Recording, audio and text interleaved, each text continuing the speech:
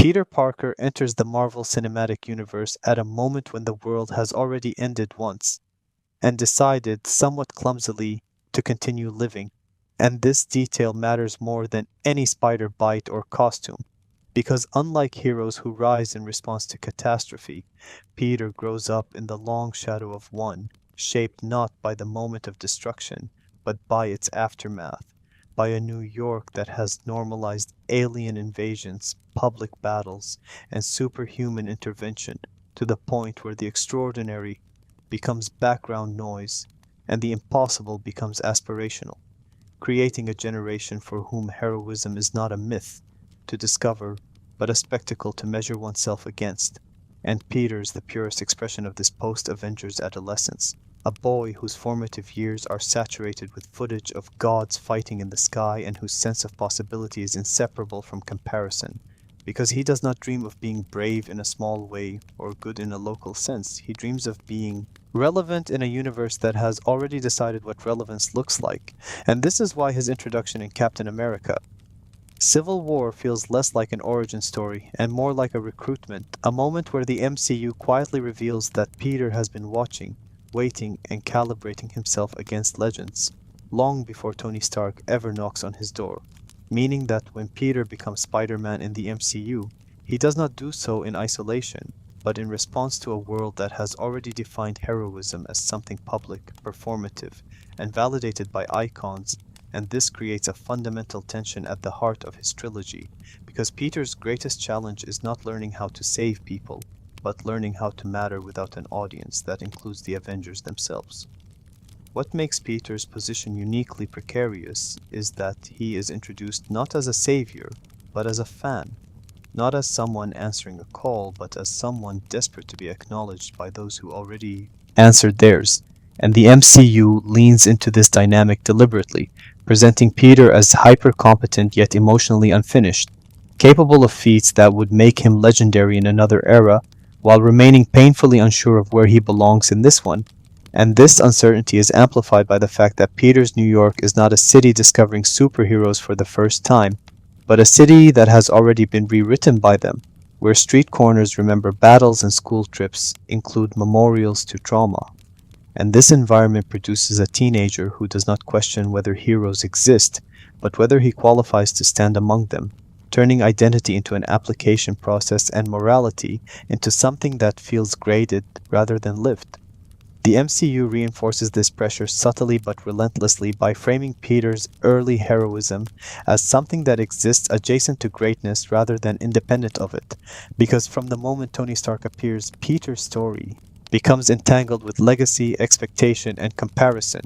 And even before Spider-Man: Homecoming truly begins, Peter has already been exposed to a version of heroism that feels unattainable in scale, but intoxicating in promise, and this exposure warps his internal compass, not by making him selfish, but by convincing him that small victories are insufficient in a world that celebrates spectacle. A belief that is never stated outright, but permeates his behavior, from the way he records his experiences during Civil War, to the way he narrates his own life as if it were already part of something larger, revealing a boy who is not simply excited, but desperate to be seen as legitimate by a universe that has set its bar impossibly high. This desperation is what separates MCU Peter Parker from previous incarnations, because his insecurity is not rooted primarily in personal inadequacy, but in contextual overwhelm, in the feeling of being born too late into a story that has already reached mythic proportions, and the MCU leans into this by refusing to give Peter a traditional origin film, instead dropping him into an ongoing saga where his existence feels almost intrusive, as if the universe itself is too busy to stop and explain why this kid matters. And this structural choice mirrors Peter's own internal struggle, because he too is constantly trying to justify his presence, to prove that he is not a footnote in someone else's epic but a necessary part of the narrative, even as the narrative seems content to treat him as a side note. And this tension becomes the emotional engine of the trilogy, because Peter's journey is not about discovering power, but about surviving comparison. The aftermath of the Avengers' world-saving actions also redefines responsibility for Peter in a way that is deeply unfair yet profoundly human. because he grows up in a culture where saving the world has been demonstrated as possible, which means failure feels less like misfortune and more like negligence, and this cultural shift places an invisible weight on Peter's shoulders long before he consciously accepts it, making him feel accountable not just for what he can do, but for what others have already done, as if heroism were a baton passed down rather than a choice made freely. And this is why Peter's early enthusiasm carries an undercurrent of anxiety, because beneath the excitement lies the fear of being inadequate in a world that has already proven what adequacy looks like. And this fear is never resolved by praise or validation, because it is systemic rather than personal, embedded in a universe that measures worth through scale and visibility. The MCU further complicates Peter's position by anchoring him firmly in the ordinary, surrounding him with school hallways, homework deadlines, social awkwardness, and financial precarity, not as comedic contrast but as emotional grounding, constantly reminding the audience that Peter's life is structurally incompatible with the world he idolizes. And this incompatibility is not something he initially recognizes as a warning, but as a challenge to overcome, reinforcing the idea that growth in this universe often begins as misunderstanding, and that Peter's desire to transcend his circumstances is both noble and dangerous, because it pushes him toward risks he is not prepared to manage, and expectations he has not yet earned the emotional tools to carry. Crucially, the MCU does not portray Peter's admiration for the Avengers as naive or foolish, but as understandable, even inevitable, given the world he inhabits, and this refusal to condescend to Peter's perspective is what allows the trilogy to function as a genuine coming-of-age story rather than a cautionary tale, because the films recognize that Peter's longing to be more is not a flaw to be corrected, but a natural response to living in a universe where meaning appears to be concentrated at the top, and this recognition makes his eventual disillusionment more painful, because it is not the collapse of a childish fantasy, but the erosion of a worldview that promised clarity and belonging in exchange for bravery.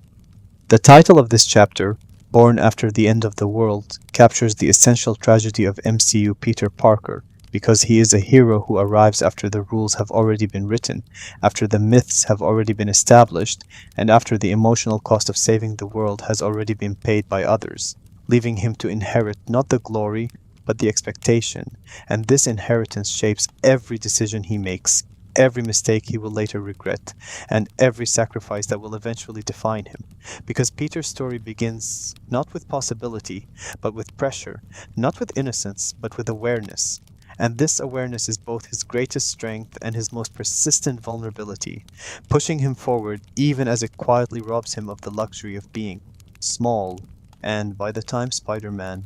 Homecoming truly begins, Peter Parker is already running, already measuring himself against a universe that has no intention of slowing down for him, setting the stage for a trilogy that will spend the next 3 films systematically dismantling his illusions in order to discover whether something more durable can take their place. The most dangerous idea in Spider-Man Homecoming is not crime or weapons or villains, but the fantasy that being an Avenger is a shortcut to identity. Because for Peter Parker, the word Avenger does not describe a role but a validation, a promise that if he can just reach that level of recognition, the confusion, doubt, and smallness he feels will finally resolve into meaning. And the MCU constructs this temptation with precision, placing Tony Stark in Peter's life not as a distant idol but as a tangible benchmark, someone who embodies approval, access, and authority, turning mentorship into something emotionally intoxicating rather than purely instructional. Because Tony does not simply give Peter technology, he gives him attention, and for a teenager born after the end of the world, attention from a legend feels like proof of worth.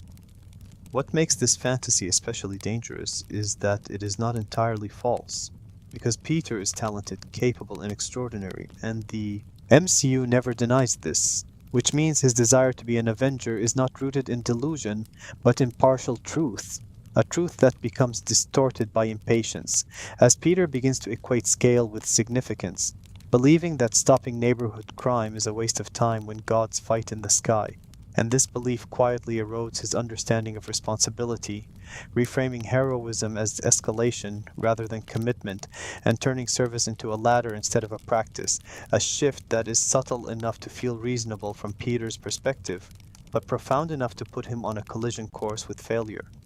Tony Stark's role in this dynamic is intentionally uncomfortable, because while he genuinely wants to protect Peter, he also represents everything Peter wants to become without fully acknowledging the cost of that aspiration, creating a relationship built on proximity rather than readiness, where guidance is delivered through distance and surveillance rather than presence, and this structural imbalance matters because Tony does not see Peter's insecurity up close, and Peter does not see Tony's accumulated damage clearly, resulting in a feedback loop where Peter chases approval that Tony never explicitly offers, and Tony assumes restraint will be learned naturally, without realizing that Peter is interpreting every silence as a test he is failing.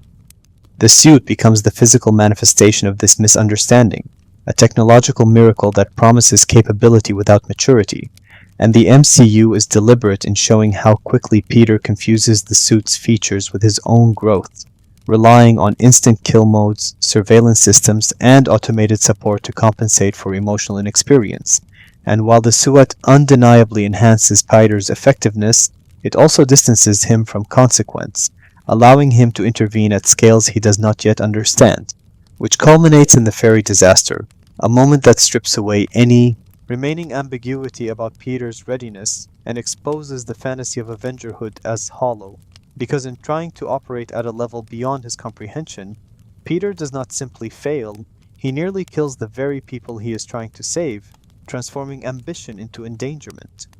The fairy scene is not a lesson about recklessness alone, but about misunderstanding one's place in a system larger than oneself, because Peter is not punished for trying, but for assuming that desire equals qualification. And the MCU makes this point brutally clear by forcing Tony Stark to intervene publicly, undoing Peter's actions while revealing the limits of his autonomy. And in that moment, Peter's fantasy collapses, not because he is weak, but because he is unprepared to carry the weight he has been reaching for. And this collapse is essential, because it reframes heroism not as access to power, but as the discipline to refuse it until one is ready. When Tony takes the suit away, the gesture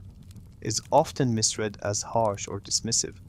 but within the emotional logic of the film, it functions as a necessary severing of illusion,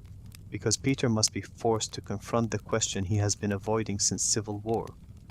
Who are you when the symbols are gone, when the approval is absent, and when no one is watching? And the MCU understands that this question cannot be answered while Peter is still chasing the image of being an Avenger, because that image externalizes worth, tying it to recognition rather than action. And until that connection is broken, Peter cannot develop an internal moral compass capable of sustaining him. What follows is not a triumphant recalibration, but a period of emotional withdrawal,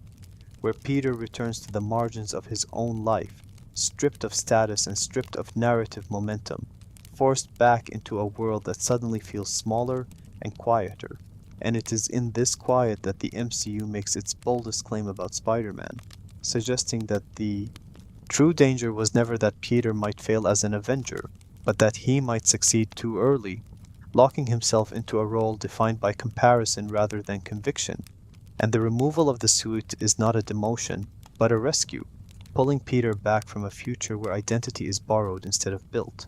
This chapter matters because it establishes that Spider-Man's journey in the MCU is not about climbing toward greatness, but about shedding illusions that disguise insecurity as ambition, and the fantasy of being an Avenger must die before Spider-Man can live. Because as long as Peter believes that heroism is something granted from above, he will remain reactive, anxious, and dependent, and only by losing access to that fantasy does he begin to understand that responsibility is not bestowed by mentors or validated by titles, but practiced daily, invisibly, and without guarantee of recognition. A realization that reshapes his trajectory and prepares him, slowly and painfully, for the losses that will follow, because the MCU is not interested in rewarding Peter for wanting to be seen, but in teaching him what it costs to keep doing the right thing when no one is looking. And this lesson, learned through humiliation rather than triumph, marks the first true step in Peter Parker's transformation, from a kid chasing legends into a hero capable of standing alone. The ferry incident in Spider-Man.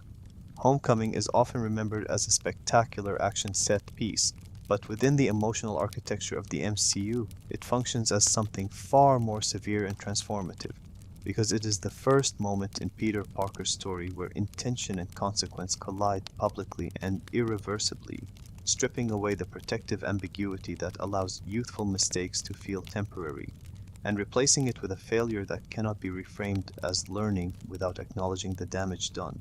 And this matters because, until this moment, Peter's heroism has existed in a liminal space where enthusiasm cushions error, where ambition is still mistaken for growth, and where the universe seems willing to indulge his self-image as a future Avenger. But the ferry forces a reckoning by exposing how little margin for error exists when power is exercised without understanding,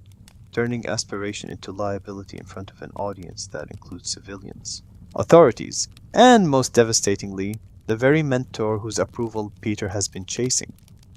What makes the ferry such a brutal narrative turning point is not the scale of the threat, but the scale of Peter's miscalculation, because he enters the situation believing he is finally operating at the level he has been denied, confronting high-tech weapons, coordinating intervention, and improvising solutions under pressure, and for a brief moment the fantasy appears justified, as if the universe itself is about to reward his persistence by proving him right. But the MCU deliberately undermines this expectation by allowing the situation to spiral beyond Peter's control, revealing that competence in fragments does not equate to mastery of the whole, and that heroism measured by confidence rather than comprehension is indistinguishable from recklessness when systems begin to fail. The physical image of the ferry splitting in two is not subtle, nor is it meant to be, because it externalizes Peter's internal division between who he believes he is and who he is actually prepared to be, with the widening chasm reflecting the gap between desire and responsibility, and Peter's frantic attempt to hold the vessel together using webs borrowed from a suite he does not fully understand becomes a visual metaphor for a teenager trying to sustain an identity that has grown faster than his emotional infrastructure. And the MCU emphasizes the strain not through triumph, but through panic, showing Peter screaming, pleading, and losing control as the situation deteriorates, making it clear that this is not the heroic trial he imagined, but a near catastrophe that exposes the cost of acting before one is ready. Tony Stark's arrival is the moment that transforms failure into humiliation, because it is not enough for Peter to realize he is in over his head.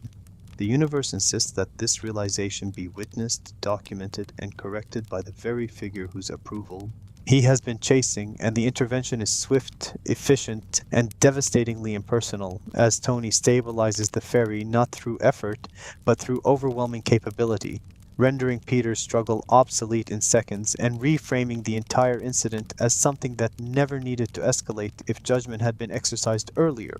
And in doing so, Tony unintentionally communicates the central cruelty of this moment, that Peter's attempt to matter has endangered lives, and that the consequences of that attempt must now be managed by someone else.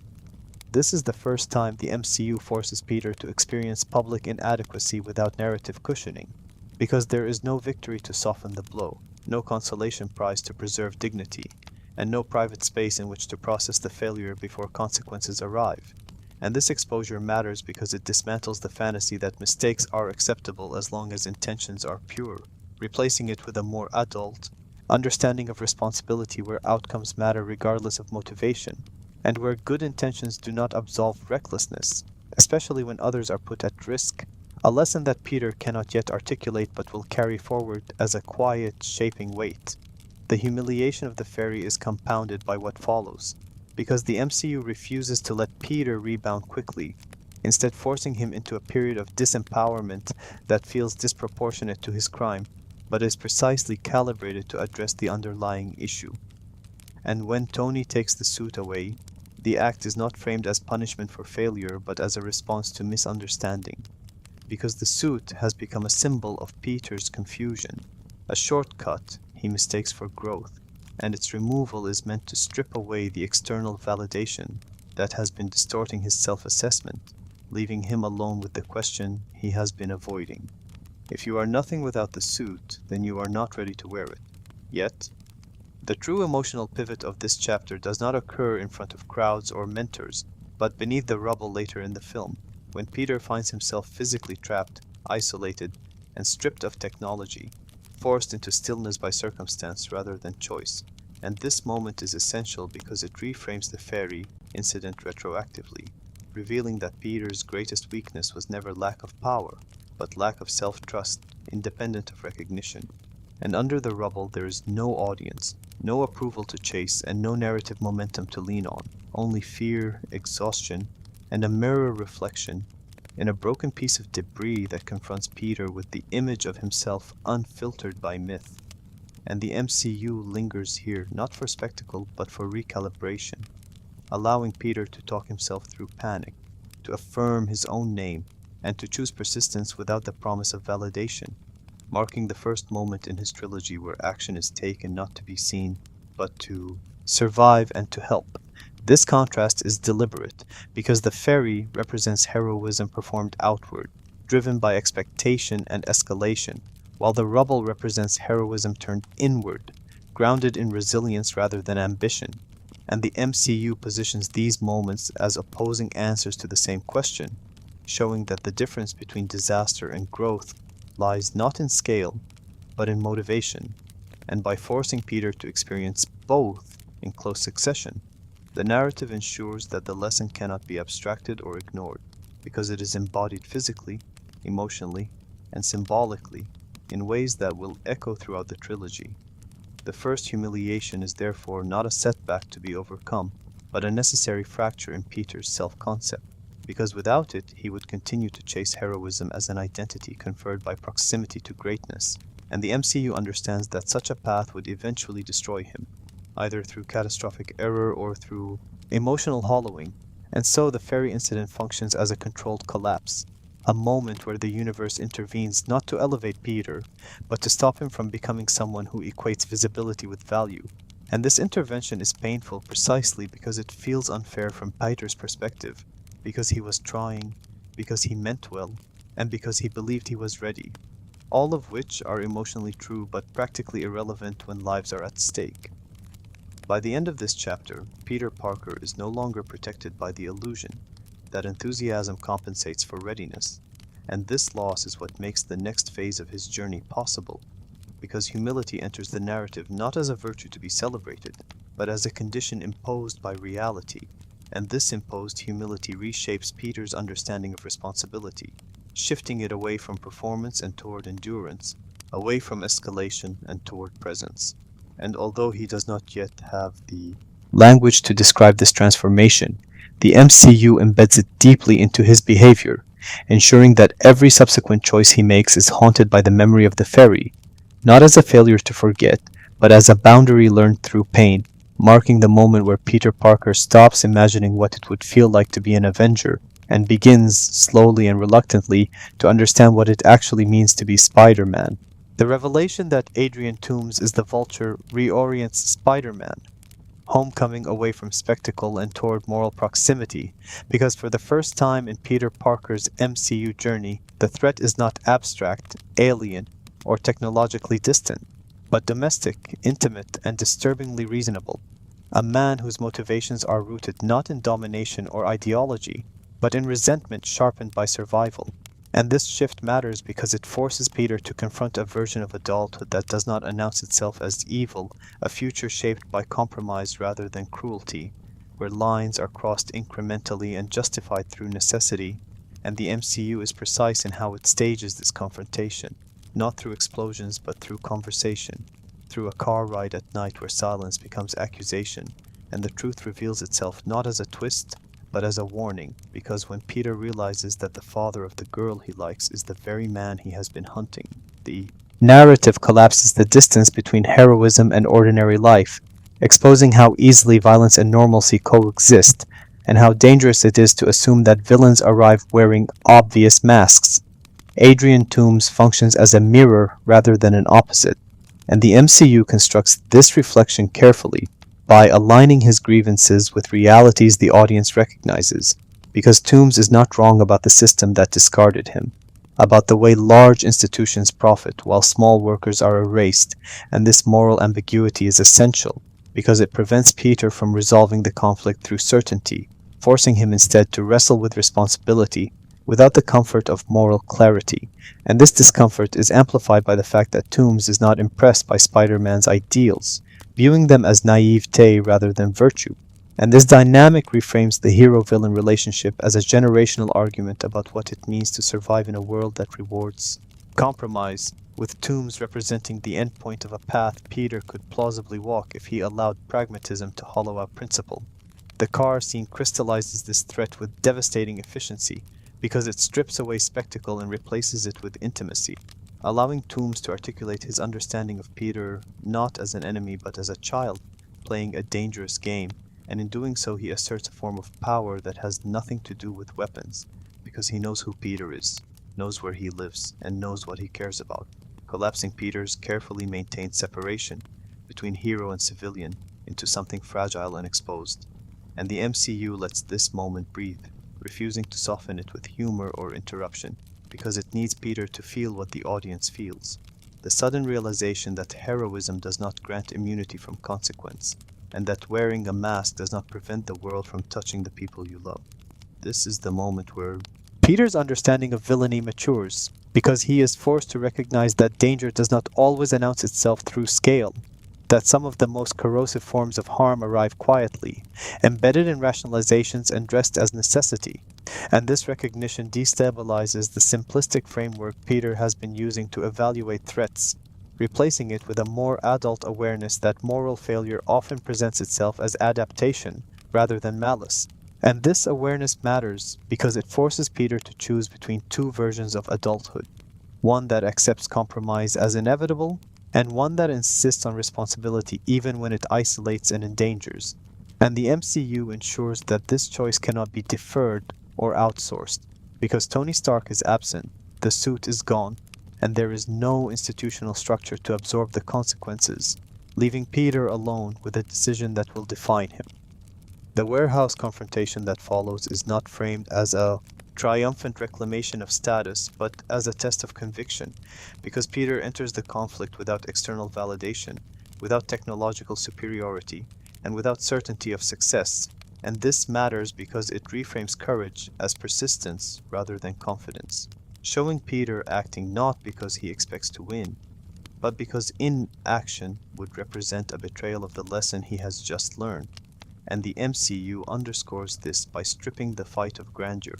grounding it in darkness, debris, and improvisation, making the environment hostile and uncertain, and forcing Peter to rely on awareness, endurance, and restraint, rather than escalation, which is a deliberate inversion of the ferry incident, because here Peter chooses to act within his limits rather than beyond them. What elevates this confrontation is the way the MCU allows Toomes to remain morally complex even in defeat, refusing to reduce him to a caricature or absolve him through villainy, because when Toomes ultimately protects Peter's identity in prison, the gesture complicates the moral ledger rather than balancing it, suggesting that even compromised individuals retain the capacity for selective integrity. And this nuance reinforces the trilogy's central theme that morality is not binary but cumulative, shaped by repeated choices rather than singular acts. And this perspective is crucial for Peter's development, because it teaches him that doing the right thing does not guarantee clarity or reward, only consistency, and that living with ambiguity is part of adulthood rather than a failure of resolve. The aftermath of the Vulture conflict denies Peter the validation he once craved, because although he stops the threat, the victory is quiet, localized, and largely unrecognized by the institutions he idolizes. And this denial is intentional because the MCU wants to decouple Peter's sense of worth from recognition, forcing him to confront the uncomfortable truth that meaningful action often occurs in obscurity,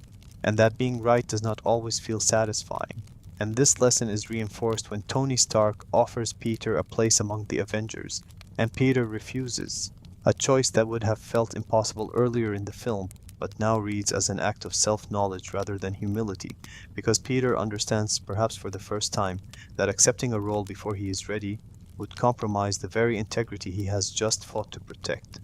This refusal is not framed as a rejection of heroism, but as a recalibration of identity, because Peter recognizes that his growth depends not on proximity to power, but on proximity to consequence, and that remaining grounded in his community, his limitations, and his responsibilities is not a step backward,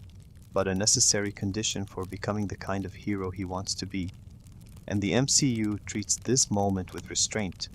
allowing it to land not as a dramatic climax, but as a quiet affirmation that Peter's understanding of himself has shifted from aspiration to accountability, and this shift is what distinguishes him from Toombs. Because while both men respond to systemic injustice, Peter refuses to let resentment dictate his ethics, choosing instead to absorb loss without externalizing it as a harm to others. The chapter closes not with celebration but with reintegration, as Peter returns to school, to social awkwardness, and to ordinary disappointment, including the small, painful irony of arriving at prom too late to enjoy it. And this detail matters because it reinforced the trilogy's commitment to portraying heroism as something that costs rather than compensates, and the MCU allows Peter to feel that cost without consolation, showing that choosing responsibility often means missing out, being misunderstood, and standing alone. And yet it is precisely this willingness to accept invisibility that marks Peter's transition from a boy chasing legends to a hero capable of enduring consequence, because by confronting the man under the mask and rejecting the path he represents, Peter affirms an ethic that will later be tested beyond endurance. And this affirmation becomes the moral spine of the trilogy, establishing that Spider-Man's true enemy is not power misused, but justification embraced, and that his greatest strength is not agility or intelligence, but the refusal to let hardship excuse harm, even when doing so would be easier, safer, and more understandable. Peter Parker comes back to life in a world that has learned how to live without him, and this fact, more than any multiversal threat or villainous scheme, defines the emotional core of Spider-Man, far from home,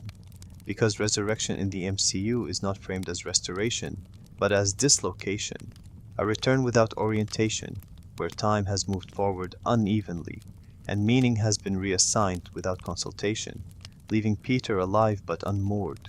present but unprepared, and the film announces this condition immediately, through a tone that oscillates between absurdity and grief, opening with a school news segment that treats the blip as both tragedy and punchline. And this tonal instability is not accidental but diagnostic, revealing a society that has processed catastrophe through irony and avoidance, and in doing so has left its youngest survivors without language for what they have lost, because Peter does not return to applause or ceremony, but to memorials, murals, and expectations. Most notably the expectation that he might somehow replace Tony Stark, a demand that arrives before he has had time to understand what it means to be alive again.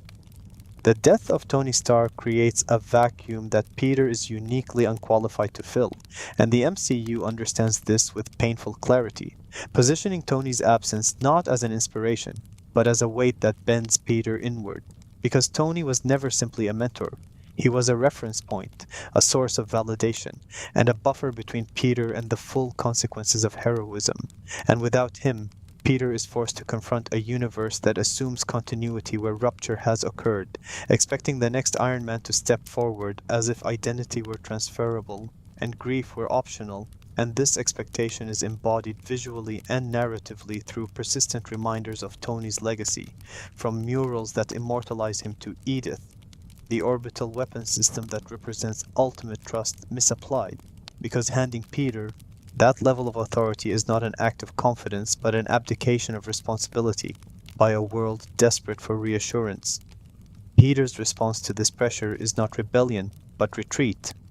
and this is where Far From Home reveals its true subject, because the European trip is not escapism dressed as comedy, but grief disguised as tourism, an attempt to outrun expectation by changing scenery, to become temporarily ordinary in a world that no longer permits ordinariness. And the MCU treats this desire with empathy rather than judgment, recognizing that Peter's longing for anonymity is not cowardice but exhaustion, a need to inhabit a version of himself that is not constantly evaluated against impossible standards. And this need manifests most clearly in his fixation on MJ, not as romantic fantasy but as grounding, because she represents a life that does not require him to be anything other than present, attentive, and human, a life defined by shared glances rather than public. Sacrifice. The film's comedic surface masks a profound imbalance because while Peter is trying to shrink his world to something manageable, the universe is actively expanding it around him, introducing new threats, new responsibilities, and new authority figures who speak the language of necessity without acknowledging readiness. And Nick Fury's involvement in particular reinforces this imbalance, because he treats Peter not as a grieving teenager but as a functional asset, assuming competence without attending to cost. And this dynamic mirrors the larger MCU pattern of instrumentalizing heroism, where capability is prioritized over consent, and where survival becomes a reason to escalate rather than to pause, leaving Peter caught between two incompatible narratives, one that demands he grow up instantly, and one that recognizes he has not been allowed to process the last time he died. Mysterio enters this fracture as a sedative, not as a conqueror, offering Peter what the universe refuses to give him: certainty, clarity, and reassurance. And this is what makes Quentin Beck such a dangerous antagonist, because he does not challenge Peter's morality directly, but relieves it temporarily, presenting himself as a fully formed hero who knows what he is doing, who carries himself with confidence, and who appears willing to shoulder responsibility on Peter's behalf. And the MCU constructs this illusion with deliberate care, surrounding Mysterio with visual grandeur, mythic language, and apparent competence, creating a figure who feels reassuring rather than threatening, especially to someone drowning in expectation. And Peter's attraction to this certainty is not a failure of intelligence, but a human response to grief, because when meaning collapses, the promise that someone else has answers becomes irresistible. The decision to hand Edith to Mysterio is therefore not an act of naivety, but of abdication, a moment where Peter chooses relief over responsibility, not because he does not care, but because he cares too much and feels unequal to the task. And the MCU does not condemn this choice immediately, allowing it to feel reasonable within Peter's emotional logic, which is what makes its consequences so devastating, because when the illusion collapses, it does so violently, stripping away not only trust but self-respect, forcing Peter to confront the reality that his desire to escape has been exploited, and that his attempt to protect himself emotionally has endangered others materially, turning avoidance into complicity. The revelation of Mysterio's manipulation recontextualizes the entire film, transforming its lighter tone into a mask for escalating anxiety, because once the truth is exposed, Peter is forced to navigate a reality where perception itself is weaponized, and the MCU uses illusion not just as a plot device, but as a thematic extension of Peter's internal state, blurring what is real and what is performative, and trapping Peter in a battle he cannot win through strength or intellect alone, because the enemy is not force but narrative, not destruction but control of meaning, and this distinction matters, because it pushes Peter into a form of heroism that demands emotional clarity rather than physical dominance, requiring him to trust his instincts, his senses, and his understanding of himself, rather than any external validation or technological advantage. The train sequence crystallizes this transformation, because it is the moment where Peter's attempt to disappear collides with the reality that he cannot outrun consequence, and the brutality of being hit, bloodied, and left alone in a foreign place without support strips away any remaining illusion of safety, forcing Peter into a reckoning that is both physical and existential. And the MCU lingers on this vulnerability not to sensationalize it, but to mark a transition. Because after this point, Peter's actions are no longer driven by a desire to escape responsibility, but by an acceptance of it, however incomplete and painful that acceptance may be. What Far From Home ultimately argues is that resurrection without direction is not a gift but a burden, because being alive again does not restore purpose automatically, and in Peter's case, it amplifies uncertainty by adding layers of expectation he did not consent to carry. And the film refuses to resolve this tension neatly, ending not with Peter's sense of self restored, but with it further destabilized by the public exposure of his identity, reinforcing the idea that growth in the MCU is cumulative and often cruel, and that each attempt to stabilize identity introduces new fractures rather than final answers. By the end of this chapter, Peter Parker is no longer chasing Avenger status, nor is he pretending he can opt out of heroism, but he is still searching for a framework that allows him to exist without being consumed by legacy. And this unresolved search becomes the emotional hinge of the trilogy because it sets the stage for the final dismantling of Peter's remaining illusions, proving that the MCU is not interested in allowing him to mature gently, but in forcing him to confront the cost of survival in a world that demands symbols, when what it truly needs are people willing to endure without certainty. And in resurrecting Peter without direction, the universe ensures that whatever version of Spider-Man emerges next will not be defined by inheritance or escape, but by the choices he makes when there is no longer anywhere left to run. Mysterio does not defeat Peter Parker by overpowering him, outthinking him, or even truly deceiving him at first, because the most dangerous thing Quentin Beck offers is not illusion, but certainty, a sense of narrative clarity in a universe that has become unbearably ambiguous. And this distinction is essential to understanding why Peter falls for him so completely, because Peter is not looking for authority, fame, or domination. He is looking for relief, for someone who seems to know what the next step is supposed to be when the map has burned and the compass spins uselessly.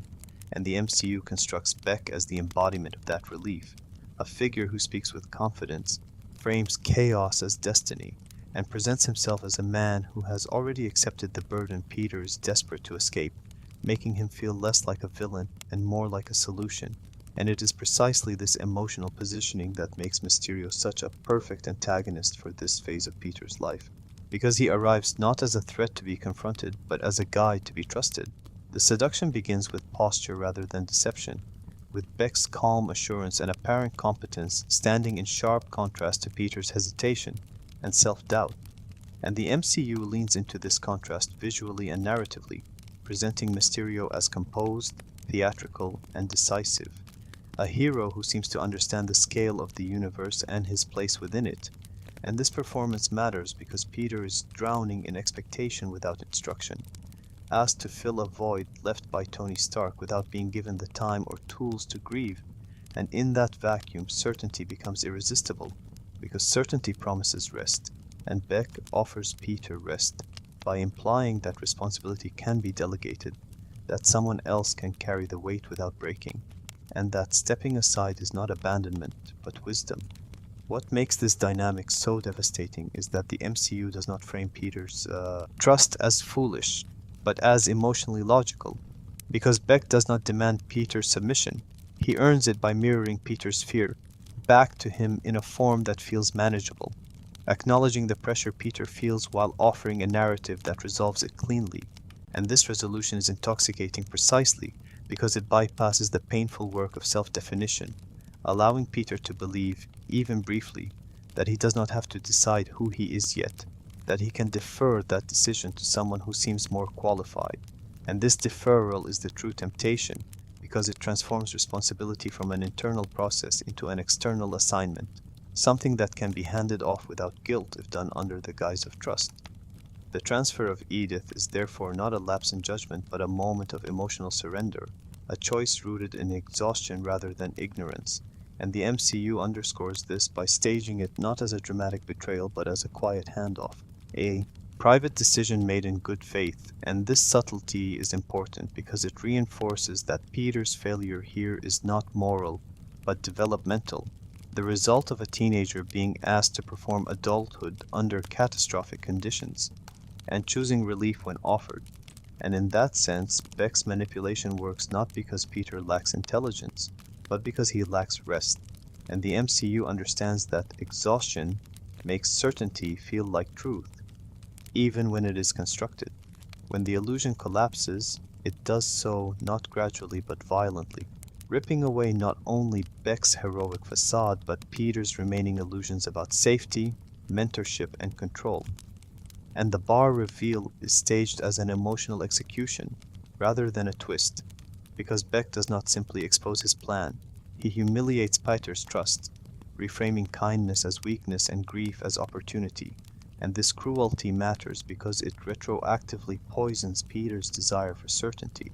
teaching him that the comfort he sought has a cost, and that surrendering responsibility does not remove danger, but redistributes it onto others, often without their consent. And this realization is devastating because it forces Peter to confront the consequences of his avoidance in a way that no physical defeat could, turning his emotional retreat into a moral reckoning. The illusion sequences that follow are not just technical showcases, but psychological assaults, designed to destabilize Peter's sense of reality, identity, and self-trust simultaneously. And the MCU uses these sequences to externalize Peter's internal state, flooding the screen with fragmented images, distorted memories, and symbolic attacks that blur the line between fear and guilt. Because Beck is not trying to kill Peter immediately, he is trying to break his confidence in his own perception, to make him doubt not just what he sees, but who he is when stripped of external validation, and this approach is thematically precise. Because Peter's arc in Far From Home has been building toward the necessity of internal authority, the ability to act without certainty provided by others, and Beck's illusions attack that capacity directly, forcing Peter into a battle where strength, intelligence, and technology are irrelevant without self-trust. The sequence where Peter confronts the image of Tony Stark's corpse is especially cruel, because it weaponizes grief, reminding Peter that the void he is trying to escape cannot be filled by substitution, and that his desire for a successor figure has made him vulnerable to exploitation,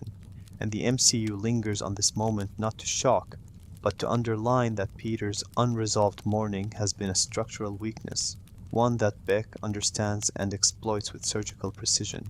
turning memory into a trap and legacy into a weapon. And this confrontation marks a turning point, because it forces Peter to recognize that certainty offered from outside is always contingent, always manipulable, and always conditional, and that relying on it is incompatible with survival in a world where perception itself can be engineered. Peter's escape from the illusions does not come through triumph or revelation, but through recalibration, a slow, painful process of learning to trust his instincts rather than his assumptions. And the MCU emphasizes this by stripping away spectacle in the latter stages of the confrontation, forcing Peter to rely on physical presence, intuition, and restraint rather than dominance. And this shift matters because it represents a fundamental change in how Peter understands heroism, moving it away from performance and toward awareness, away from certainty and toward attentiveness. And the phrase, Peter Tingle, often played for humor, becomes a marker of this transformation, signifying not enhanced ability, but internal alignment, the moment where Peter begins to act from within rather than in response to expectation. The final confrontation with Mysterio is therefore less about defeating a villain and more about reclaiming authorship of reality, because Peter's victory comes not from exposing every illusion, but from refusing to be paralyzed by the possibility of deception, choosing action even when certainty is unavailable. And this is the lesson Beck cannot tolerate, because his power depends on controlling narrative, on convincing others that he alone understands what is real. And when Peter rejects that framework, Beck's authority collapses, revealing that certainty was never strength but theater, and that manipulation thrives only where doubt is externalized rather than owned. The cost of this victory is not closure but escalation, because while Peter survives, his identity does not stabilize, and the public exposure that follows confirms the trilogy's central thesis that growth in the MCU is cumulative and often cruel, and that learning one lesson does not prevent the next crisis, but prepares the individual to endure it. And by the end of this chapter, Peter Parker has lost the illusion that certainty can be borrowed, that responsibility can be delegated without consequence, and that relief can be achieved through avoidance. And this loss is painful, but it is also necessary because it forces Peter into the final stage of his transformation, where he must confront what remains when certainty is gone, legacy is destabilized, and anonymity is no longer possible, setting the stage for a reckoning that will not be solved through illusion, technology, or substitution, but through sacrifice, endurance, and a redefinition of heroism that no longer depends on being sure, only on being willing. The opening moments of Spider-Man, No Way Home, do not escalate the trilogy's conflict so much as detonate its emotional foundation, because the revelation of Peter Parker's identity does not introduce a new danger, but removes the last layer of insulation between Peter and consequence, collapsing the fragile boundary that allowed him to exist as both a person and a symbol. And the MCU is deliberate in how abruptly this collapse occurs, refusing any transition period or gradual adjustment, instead plunging Peter into instant exposure where privacy is erased. Narrative control is lost, and identity becomes a public object to be consumed, debated, and weaponized. And this immediacy matters because it reframes heroism as vulnerability, showing that the greatest threat Peter faces is not physical harm, but total visibility in a world that does not know how to handle nuance, grief, or complexity, only spectacle. What makes this exposure uniquely devastating is not simply that Peter is unmasked, but that he is unmasked in a culture already conditioned to consume heroes as content, where phones are raised faster than questions are asked, and where judgment precedes understanding, and the MCU captures this dynamic with unsettling realism, surrounding Peter with crowds that feel less hostile than invasive, less malicious than indifferent, because the danger here is not hatred alone, but attention itself, an attention that flattens context and turns a life into a headline, stripping Peter of the ability to define himself privately and forcing him into a reactive posture where every move is interpreted, reframed, and redistributed without consent. And this loss of authorship over his own story is what truly destabilizes him, because Peter's journey has always been about struggling to define himself internally, and now even that internal process is compromised by constant external scrutiny. The legal consequences that follow reinforce the trilogy's commitment to grounding superhero narratives in institutional reality, because the MCU does not allow Peter's identity revealed to remain an abstract dilemma, instead translating it into courtrooms, interrogations, and procedural uncertainty, forcing Peter to confront a system that is not designed to accommodate context or intention. And while he is ultimately cleared of wrongdoing, the process itself leaves lasting damage, because exoneration does not undo suspicion, and legality does not restore normalcy. And the MCU understands that systems built to manage liability are ill-equipped to repair trust, leaving Peter technically free but socially marked. And this distinction matters because it reveals how fragile innocence becomes once it is publicly questioned, especially when the accused is no longer allowed to exist outside their label. The fallout extends beyond Peter, and this expansion is crucial because the trilogy has always emphasized that responsibility radiates outward, and in No Way Home, Peter is forced to confront the cost of his actions on those he loves, as MJ, Ned, and May are pulled into the blast radius of his exposure, losing safety, stability, and opportunity not because they chose heroism, but because proximity has become guilt by association. And this collateral damage is emotionally devastating precisely because it is unjust, because Peter's power, once a means of protecting others, now functions as a liability that endangers them, forcing him to reevaluate the moral calculus he has been using since Homecoming, and to confront the possibility that presence itself can be harmful when attention is weaponized. The university rejection sequence is a quiet but brutal illustration of this reality, because it transforms abstract consequence into irreversible loss, showing Peter that good intentions and heroic deeds do not translate into institutional mercy, and that systems concerned with reputation and risk will always prioritize insulation over fairness. And this moment lands with particular force because it denies Peter a future he has been working toward, quietly and legitimately, revealing that heroism does not accumulate credit that can be redeemed later, but rather accrues visibility that amplifies scrutiny.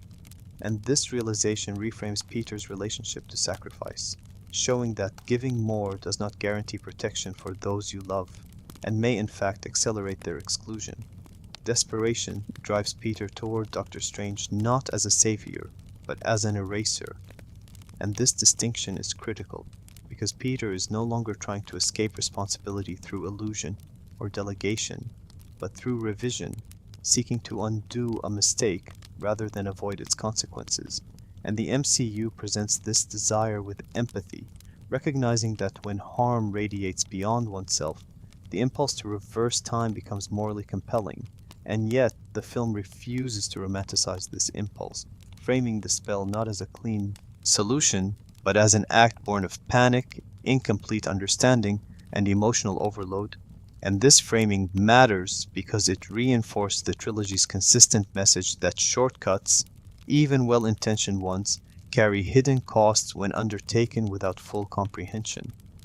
The spell's failure is not merely a plot mechanism, but a thematic escalation, because it literalized the idea that tampering with narrative in pursuit of relief destabilizes reality itself, and the MCU uses the multiversal breach not as spectacle for its own sake, but as a consequence of Peter's refusal to sit with irreversible loss, turning the desire for privacy into a threat that transcends scale. And this escalation is deeply ironic, because Peter's attempt to protect the people closest to him invites danger on a cosmic level, revealing how intertwined personal and universal stakes have become in his story, and underscoring that responsibility in the MCU is not linear but exponential. Throughout this chaos, Peter's emotional center continues to erode, because every attempt to regain control results in further loss, and the MCU emphasized this erosion by accelerating events, denying Peter the space to process or recover, forcing him into a constant state of reaction where decisions are made under pressure rather than reflection. And this relentless pacing is intentional, because it mirrors the experience of exposure itself, where once privacy is lost, events no longer unfold at a human speed, but at the velocity of attention, leaving no room for adjustment, apology, or repair. And this environment is profoundly hostile to growth, because growth requires stillness, and stillness is impossible when the world will not stop watching. The chapter's emotional weight rests in the realization that being known is not the same as being understood, and that in the MCU, visibility often functions as a form of violence rather than recognition, stripping individuals of complexity and reducing them to symbols that can be praised, blamed, or discarded without empathy. And Peter's struggle in No Way Home makes this violence explicit, showing how quickly admiration curdles into suspicion, and how fragile public goodwill becomes when narratives compete, and this fragility forces Peter to confront the uncomfortable truth that heroism performed in public is always contingent, and that the safety he once believed came from being seen was always illusory. By the end of this chapter, Peter Parker is no longer fighting to be recognized, nor is he attempting to escape into anonymity through avoidance or illusion, but he is still searching for a way to exist ethically in a world where privacy is gone and consequence is immediate, and this unresolved tension propels the story toward its most devastating choice, because the MCU has now stripped Peter of every buffer he once relied on: mentorship, secrecy, institutional support, and public goodwill, leaving him exposed, isolated, and forced to decide what responsibility looks like when no version of the outcome preserves his former life. And in doing so, the narrative sets the stage for a sacrifice that will not be measured in victory or defeat, but in erasure, endurance, and the willingness to disappear so that others may remain whole. The death of May Parker in Spider-Man.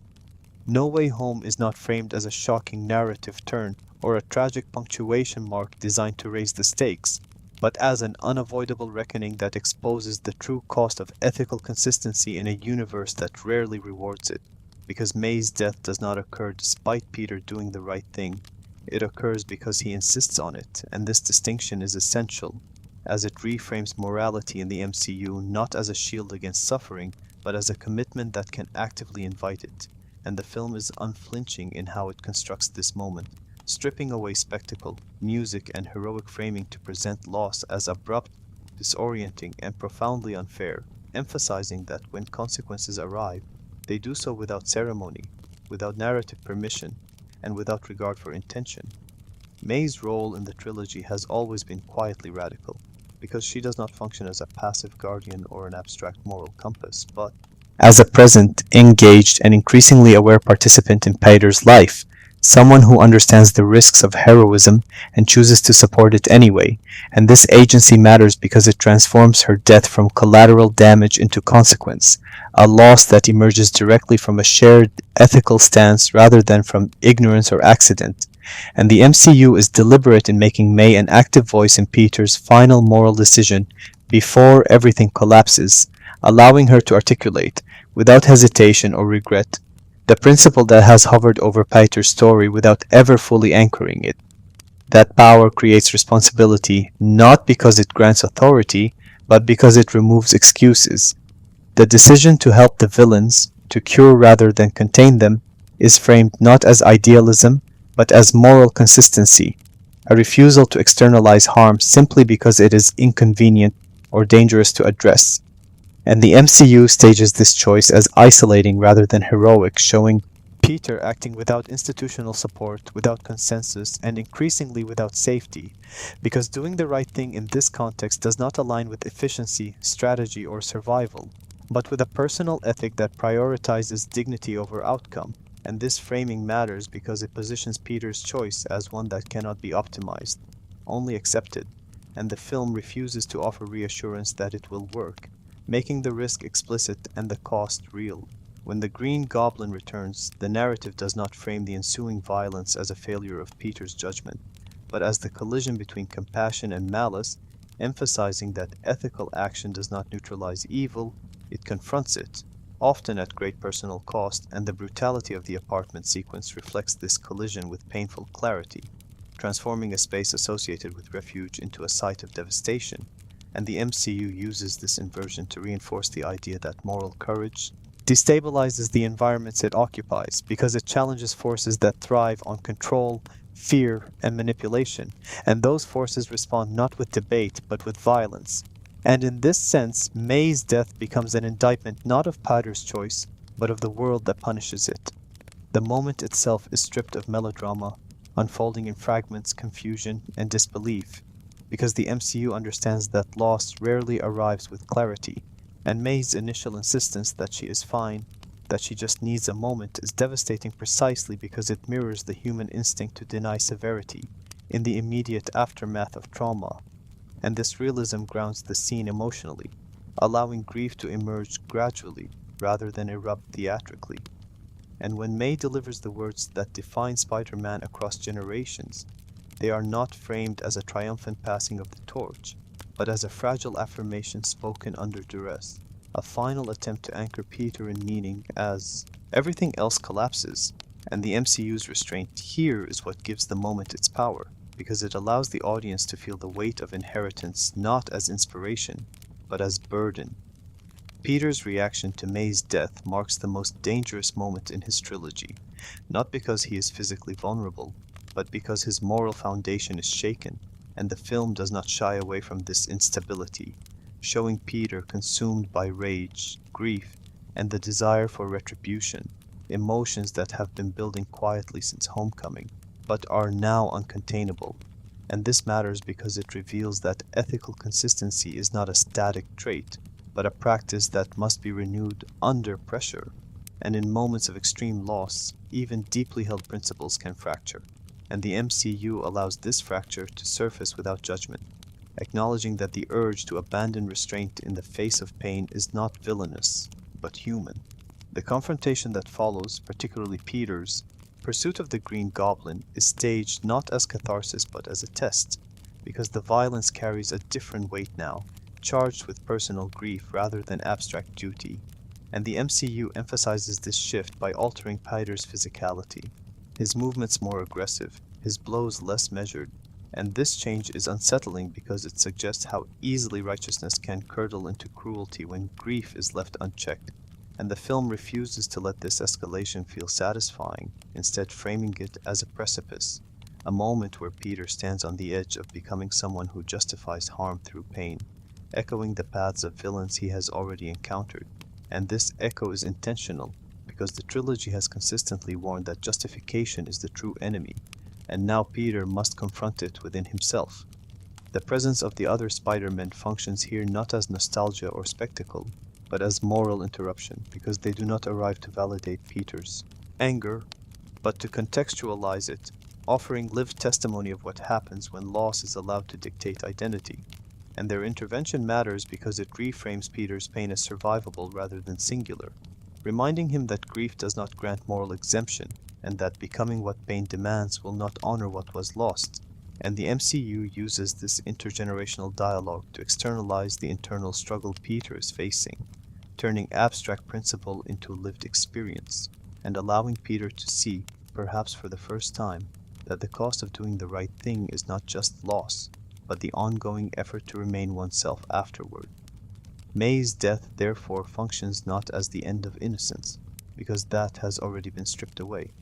but as the end of moral insulation, the moment where Peter can no longer rely on external reinforcement to sustain his ethics, and must decide whether those ethics are conditional on outcome or intrinsic to identity. And the film is relentless in forcing this decision, offering Peter no version of events where he gets to keep everything he loves and still do the right thing. And this absence of compromise is crucial because it reveals that the MCU is not interested in portraying morality as a path to reward, but as a stance that often demands sacrifice without restitution.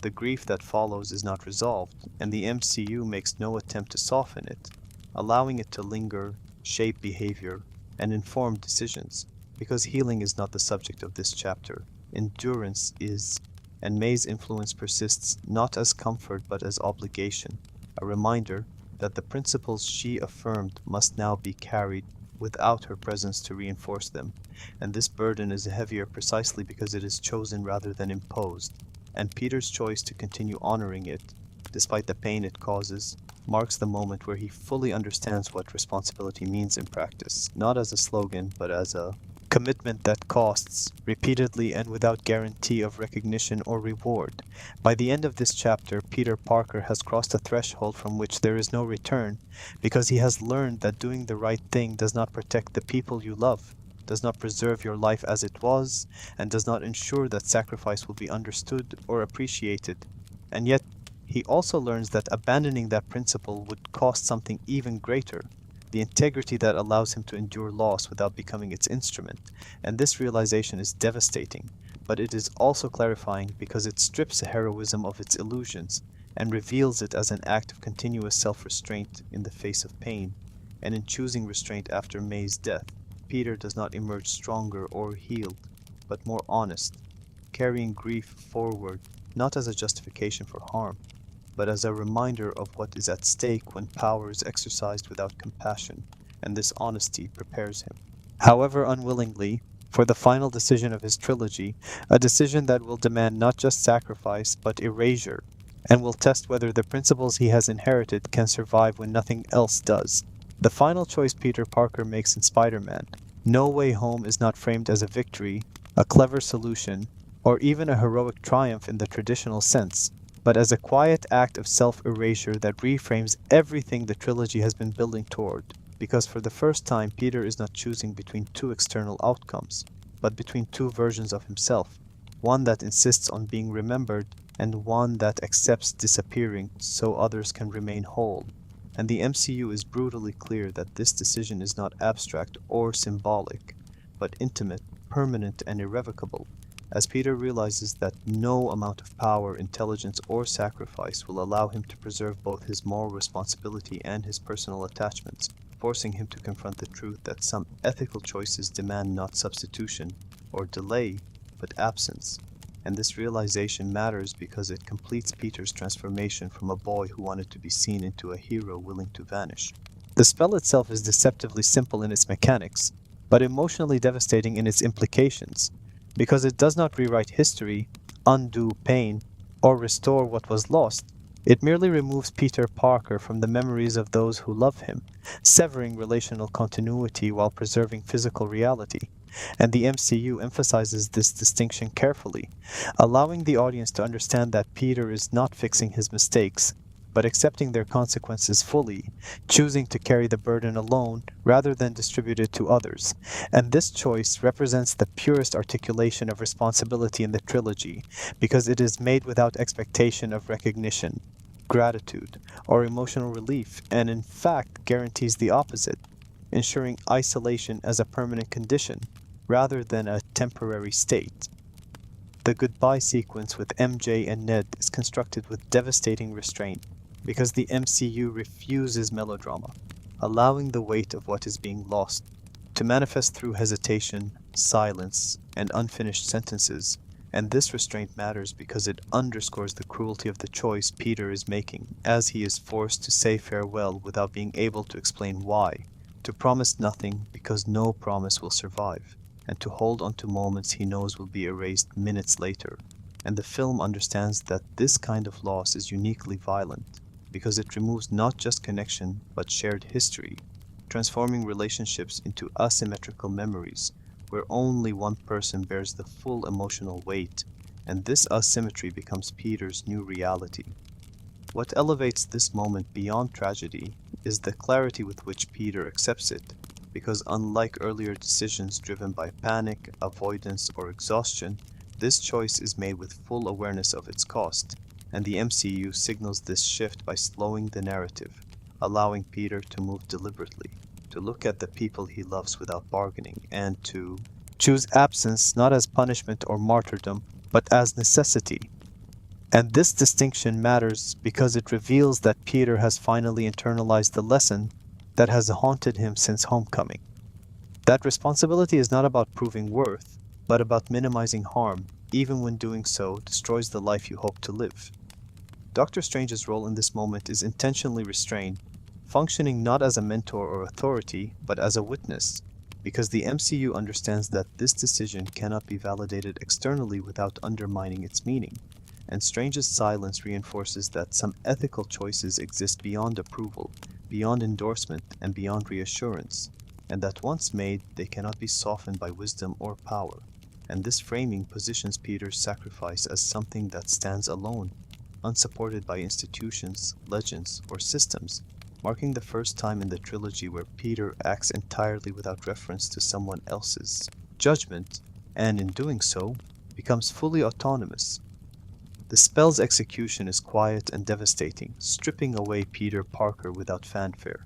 and the MCU lingers on the aftermath, not through spectacle but through absence, showing MJ and Ned continuing their lives unburdened by danger, safe precisely because they no longer carry Peter's proximity, and this safety is not framed as a reward but as a consequence, one that Peter must accept without participation. And the film makes this acceptance painfully explicit when Peter returns later, poised to reintroduce himself, only to realize that doing so would reinsert risk into lives that have finally stabilized. And this moment matters because it demonstrates that Peter's sacrifice does not end with the spell, but must be reaffirmed through restraint, through the refusal to reclaim what he has already given up.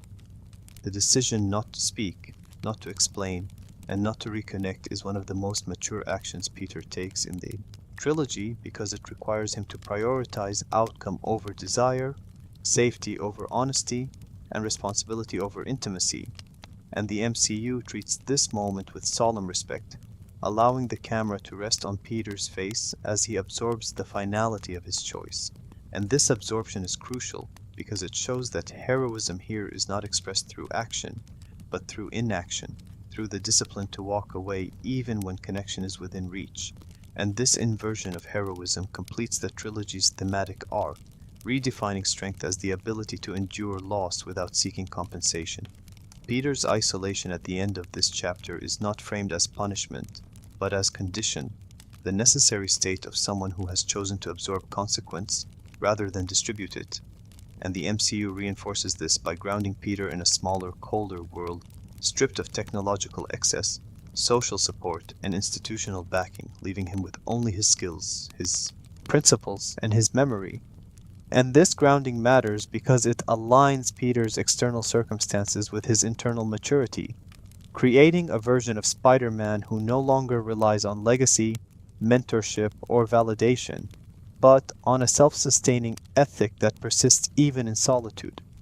What makes this erasure so powerful is that it resolves the trilogy's central tension without offering emotional closure, because Peter does not find peace, clarity, or reassurance, and the MCU does not pretend that he does, instead presenting his choice as something that must be lived with rather than overcome. And this refusal to soften the outcome is what gives the ending its weight, because it acknowledged that some decisions cannot be redeemed through time, growth, or narrative convenience, but must simply be carried forward as part of one's identity. By the end of this chapter, Peter Parker has relinquished every external marker of success he once chased: recognition, approval, belonging, and even memory. And what remains is not emptiness but commitment, a commitment to protect others without being known, to do the right thing without being thanked, and to endure a life that will never acknowledge what it costs to make it safe. And in choosing erasure over connection, Peter completes his transformation, not into a legend, but into something far rarer in the MCU, a hero whose defining act is not what he saves, but what he willingly gives up, setting the stage for a final chapter that will not celebrate victory, but examine what it means to continue living when the world has been saved at the cost of being forgotten. The final moments of Spider-Man: No Way Home do not celebrate triumph,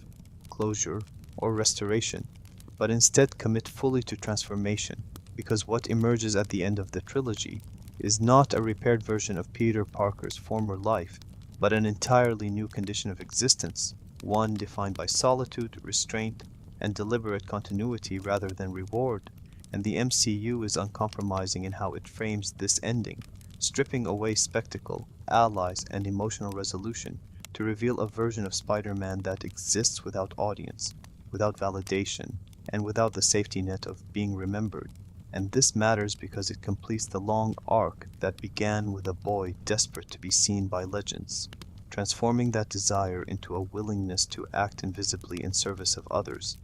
And in doing so, the trilogy resolves not through escalation, but through reduction, narrowing Peter's world until only the essential remains. Peter's new life is deliberately modest, almost austere, grounded in small spaces, manual effort, and self-sufficiency,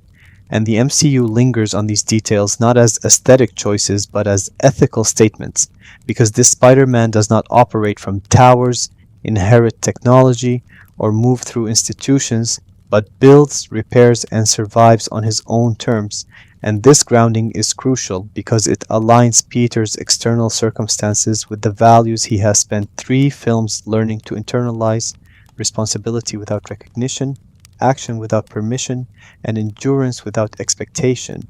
And the image of Peter sewing his own suit functions as a quiet manifesto, signaling the end of borrowed identity and the beginning of authorship, where heroism is no longer mediated through legacy or approval, but constructed through intention and care. The classic suit is not nostalgia for its own sake, but a visual condensation of everything Peter has lost and learned, because it represents simplicity reclaimed after excess, clarity after confusion, and restraint after escalation. And the MCU uses this image to close the loop on Peter's journey, stripping away the technological abundance that once substituted for confidence and replacing it with something that requires constant maintenance, attention, and vulnerability, reinforcing the idea that this Spider-Man is not protected by systems, but sustained by discipline. And this distinction matters because it reframes power not as insulation from harm, but as exposure managed through choice. Peter's decision to remain absent from MJ and Ned's lives is reaffirmed in silence, not through internal monologue or dramatic emphasis, but through absence itself, and this absence is the final proof of his transformation, because it demonstrates that his earlier sacrifice was not a momentary gesture, but a condition he is willing to inhabit indefinitely, choosing safety over connection even when the pain of loneliness is acute. And the MCU treats this restraint with respect rather than sentimentality, acknowledging that heroism at this stage is not about bravery in combat, but about resisting the impulse to reclaim what one has already given up, and this resistance is what makes Peter's endurance meaningful rather than merely tragic. The final swing through New York is deliberately restrained, stripped of spectacle and communal celebration, presenting Spider-Man as a solitary figure moving through a city that does not know him and does not need to. And this anonymity is not framed as loss alone, but as alignment, because for the first time, Peter's role and his reality are in harmony, with no contradiction between who he is and how he lives. And the MCU emphasizes this harmony by refusing to frame the moment as an ending, allowing motion to continue without punctuation, suggesting that this version of Spider-Man exists not to conclude a story, but to sustain one quietly, indefinitely, and without acknowledgement. What makes this conclusion so resonant is that it rejects the fantasy of balance, the idea that one can save the world and still keep everything that makes life comfortable, and instead affirms a more difficult truth, that ethical consistency often requires asymmetry, where one person carries a burden so others do not have to, and the trilogy's refusal to soften this truth is what gives it weight, because Peter does not emerge rewarded, healed, or reassured, but committed, and this commitment is presented as sufficient, not because it is easy, but because it is honest.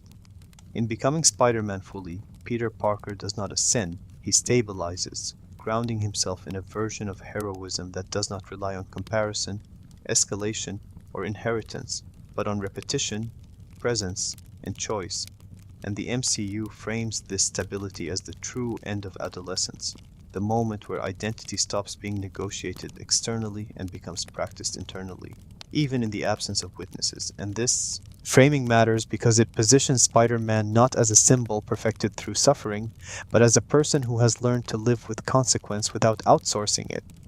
The trilogy ends, therefore, not with certainty, but with clarity, not with resolution, but with orientation, because Peter now knows what his role costs and accepts that cost without bargaining.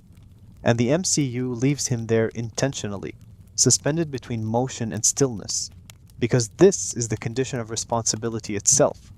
ongoing, unfinished, and unrewarded. And in doing so, it delivers one of the most thematically coherent arcs in the MCU. A story that begins with a boy asking to be seen and ends with a man willing to remain unseen, not out of shame or defeat, but out of care. In the end, the MCU's Spider-Man trilogy argues something quietly radical, that heroism is not defined by scale, legacy, or remembrance, but by the daily choice to act ethically, even when doing so isolates, impoverishes, and erases. And Peter Parker's final form is not a legend forged through victory, but a life sustained through discipline, anonymity, and resolve. A Spider-Man who does not swing toward applause, but toward obligation, carrying forward the understanding that being a hero is not about what the world gives back, but about what one is willing to continue giving, even when no one knows your name. And in allowing the story to end here, the MCU affirms that this quiet persistence, rather than spectacle or salvation, is the most honest form of heroism it has ever portrayed.